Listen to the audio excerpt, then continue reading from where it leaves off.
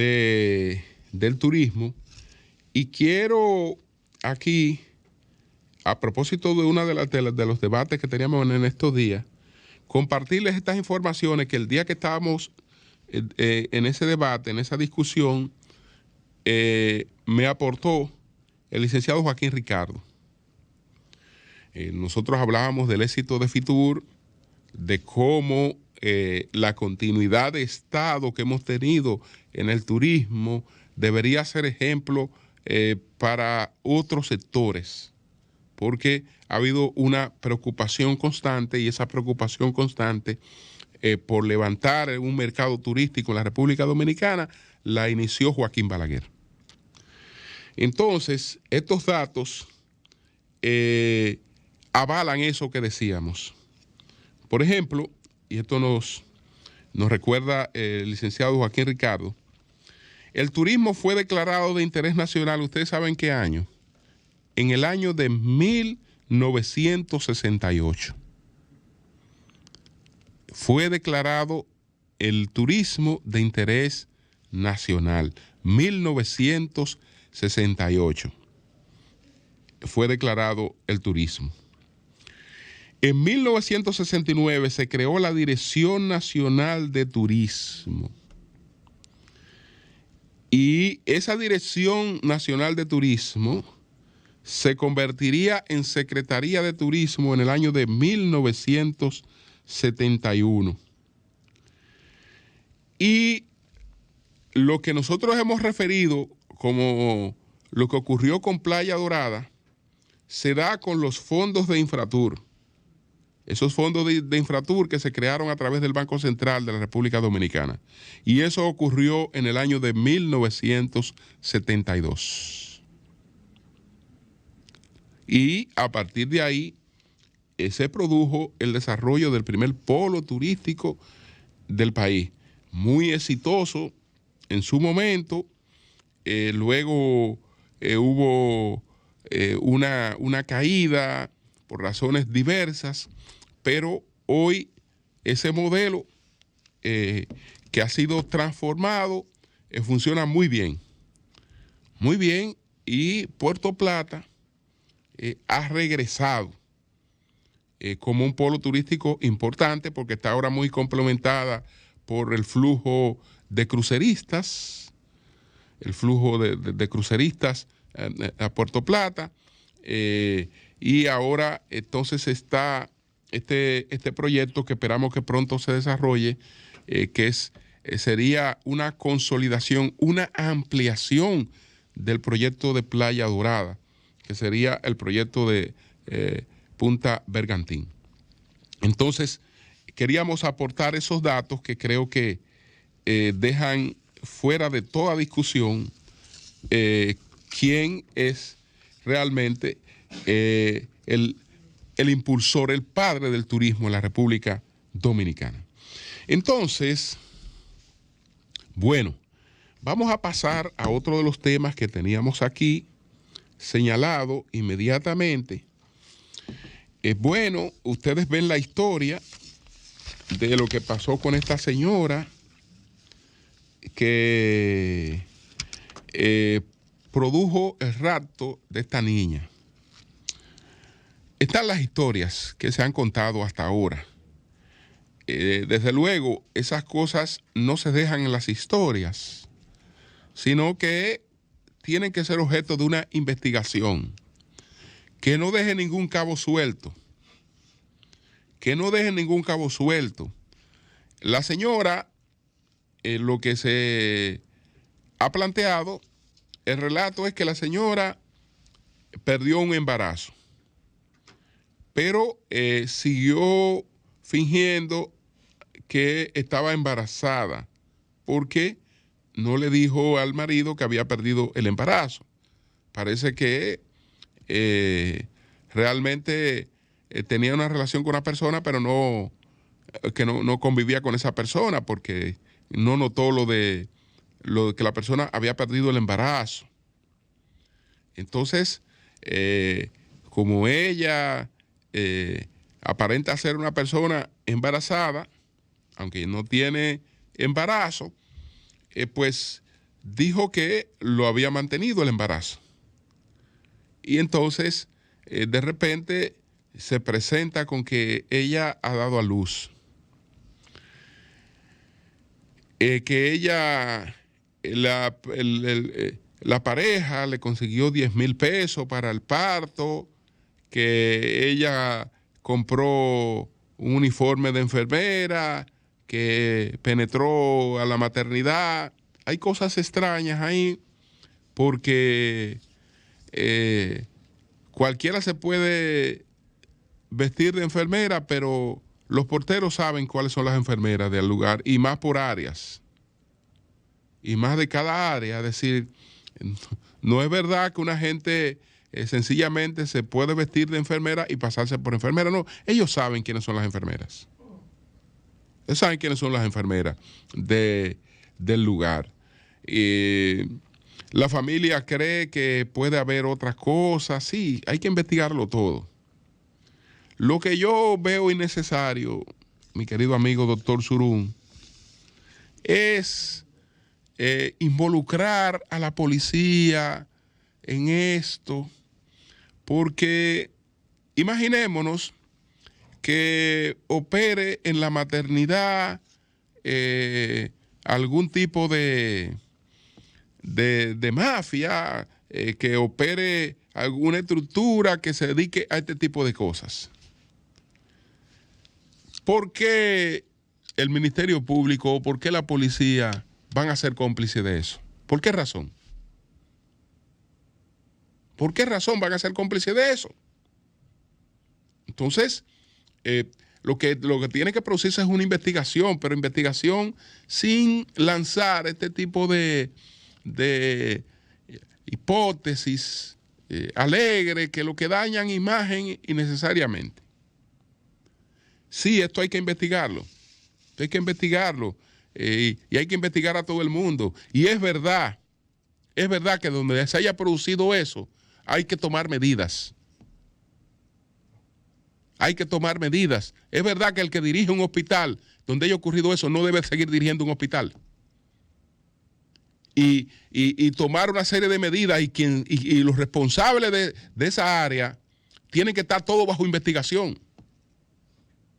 Todos tienen que estar bajo investigación. Y tiene que haber consecuencias ahí. Tiene que haber consecuencias porque eso no puede quedar así como que llovió y ya. Eso no puede quedar así. Tiene que haber consecuencias en este hecho. Y una investigación pues completa para establecer todo lo que pudo haber pasado en ese caso. Bueno, decíamos e insistimos en que hay un interés que se ha reflejado mucho en los debates de Davos y sobre todo aquellos debates que no figuran en los resúmenes de prensa. El asunto de la necesidad de transformar el capitalismo.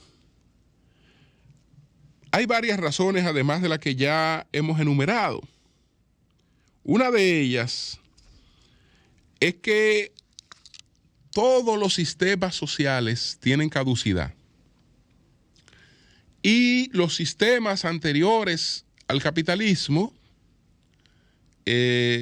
han durado 2 siglos y medio en términos promedios.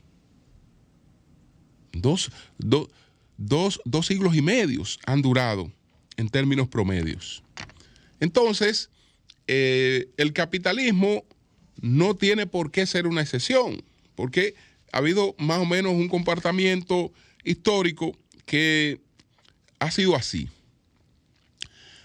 Entonces, llega el momento en que está asumiendo parte de las cosas que provocaron que el socialismo no funcionara.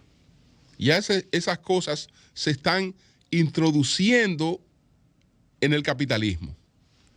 Le puedo poner un ejemplo. En el sistema socialista, como se intentó imponer una igualdad, no había estímulo para la trascendencia, porque nadie tenía que esforzarse. Si todos vamos a pasar de curso, ¿por qué hay que estudiar?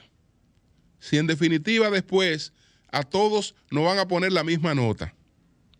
Entonces, si todos vamos a recibir los mismos estímulos, ¿por qué yo tengo que levantarme más temprano? ¿Por qué yo tengo que hacer la tarea extra si yo no voy a tener ningún beneficio de eso? Entonces, eso fue una de las cosas que creó una falta de incentivo en el socialismo. Bueno, el capitalismo la ha ido estableciendo también. Y le pongo un ejemplo. La Universidad de Harvard, para citarle una universidad de los Estados Unidos, que se supone que es una base de creación de cerebros del sistema capitalista. La Universidad de Harvard no tiene el ingreso por méritos, por la meritocracia, en una democracia meritocrática. El 64% de los estudiantes de esa Universidad de Harvard, ¿ustedes saben quiénes son? Los hijos de los estudiantes de Harvard. El 64% de la matrícula de los estudiantes de Harvard son los hijos de los estudiantes de Harvard. Es decir, usted es hijo de un estudiante de Harvard, de un egresado de Harvard, pues ya usted tiene su problema resuelto, usted no tiene que dar la milla extra, usted no tiene que tratar de trascender, pues ya usted tiene su matriculación garantizada. Es decir, que estamos hablando de que es una cuestión que limita, pero yo le cito Harvard, pero ese es el caso de Yale, ese es el caso de las principales universidades de Estados Unidos, que es la cabeza del capitalismo, donde las oportunidades ya están establecidas por la cuna. Que se pueden dar casos anecdóticos, que hubo un negrito que nació en tal sitio y se convirtió en una lumbrera, pero son casos anecdóticos, minoritarios, que no reflejan para nada la realidad de la sociedad. Entonces, ese funcionamiento es un funcionamiento que lleva al capitalismo a la misma ruta por la que venía el socialismo. En ese sentido de la falta de estímulo. Hay un grado de injusticia que no se percibe porque hay muchas historias anecdóticas que se colocan por encima de la realidad. Vemos, por ejemplo, el caso de la NBA. La NBA, usted le pregunta a la gente, ¿de dónde vienen la mayoría de los jugadores de la NBA? Todo el mundo le va a decir, no, esos son afroamericanos pobres. Ese es el cuento. Ese es el cuento. Los 2 o 3 casos de afroamericanos pobres son anecdóticos. Son afroamericanos, muchos son afroamericanos, pero no afroamericanos pobres. ¿Por qué? Porque las estadísticas, cuando usted va a ver las cosas, el que nació en un hogar pobre no tiene la posibilidad de tener la disciplina que se requiere para alcanzar ese nivel. Además, ¿de dónde salen esos muchachos? Esos muchachos salen de la calle, que van y ven el talento en la calle. Mira, fulano está jugando en la calle. Los muchachos salen de las universidades. Es de las universidades. ¿Quiénes pueden llegar hasta ahí? Bueno, de clase media para allá. Es la mayoría. Y las estadísticas están por ahí. Aunque parezca otra cosa, aunque parezca todo lo contrario. Pero porque nos podemos llevar de las historias de 2 o 3 que han tenido otra procedencia, pero en términos estadísticos, a la NBA llegan los ricos. pobres o blancos. Es decir, los que nacen en hogares donde se puede desarrollar, donde tienen la alimentación adecuada, donde tienen la disciplina, donde tienen la educación adecuada para poder después alcanzar esas oportunidades. Eso es lo que tiene, lo que tiene que ver con eso. Y en conclusión, tenemos a un 1% de la población mundial con un nivel de riqueza muy superior al del 99% de la población. Eso, pues, plantea una serie de rupturas y de desafíos. Si tomamos los dos principales puntales del capitalismo en estos momentos, porque en estos momentos tenemos dos capitalismos. Tenemos el capitalismo meritocrático liberal, que encabeza Estados Unidos, y tenemos el capitalismo político que encabeza China. Tanto en el capitalismo meritocrático como el capitalismo político hay la posibilidad de grandes estallidos sociales. China, en términos sociales, es una bomba de tiempo, pero lo es Estados Unidos también por todas estas situaciones que se están dando. En el caso de China, China ha resuelto un asunto. China, pues, ha creado la libertad económica. Es decir, tú tienes la libertad de crecer económicamente y los chinos han crecido económicamente. Pero esa libertad económica pues ha alcanzado un distanciamiento, pero otras libertades se han quedado muy atrás y el ser humano es un ser totalmente insatisfecho. Y ahora con esta incidencia que tienen las redes sociales, etcétera, ya no hay gente aislada en el mundo. Y entonces esa generación que apreciaba lo que había ocurrido en China ya va siendo otra, porque una cosa es que yo vengo del campo, que soy pobre y percibo el crecimiento que he tenido. Yo lo percibo porque se ha notado en la transformación de mi vida. Pero ya gran parte de la población china no percibe ese cambio porque nació con él. Porque nació con él, es decir, ya esos niveles de confort, etcétera, son naturales. Y no hay un grado de conformidad y China tiene que estar